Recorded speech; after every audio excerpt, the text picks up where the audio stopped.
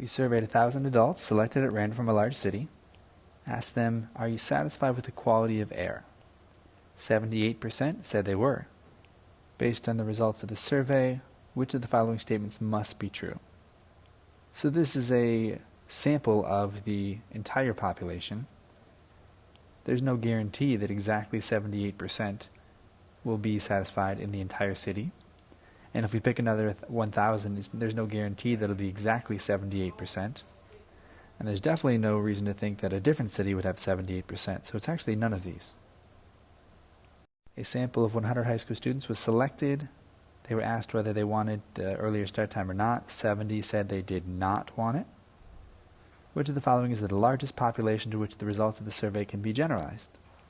So this 100 students were polled at random from all high school students in the county. There's our total population.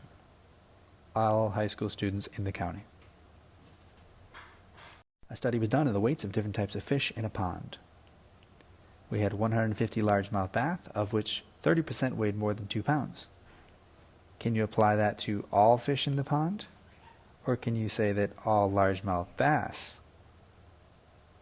It makes more sense to generalize this proportion to that specific type of fish than to all fish. That's why D is the right answer.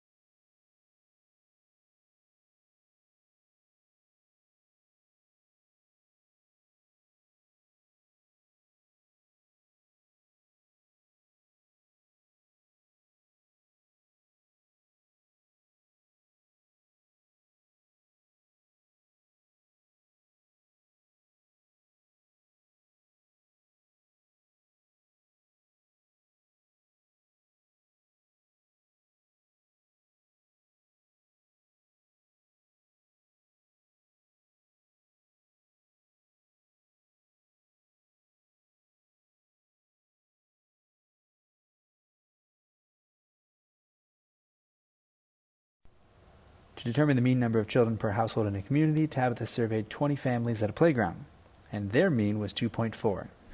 Can that be applied to the entire community? Well, you only asked families. What about people that have 0 kids? So yes, the sample size is too small, but the sampling method is flawed, and that's a bigger problem.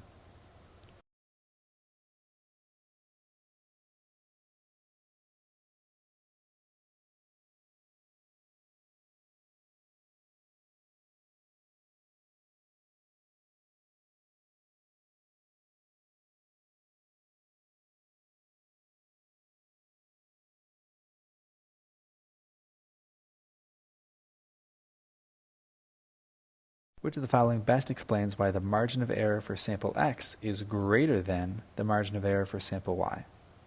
And the only reason why sample Y would have a smaller margin of error is because there's more tortoises in this sample. So the size of the sample is going to be greater. That would bring the margin of error down. If we select 30 prairie dogs and their mean mass was 0.94 kilograms and the margin of error is 0.12, if we subtract and add, this is going to be our range.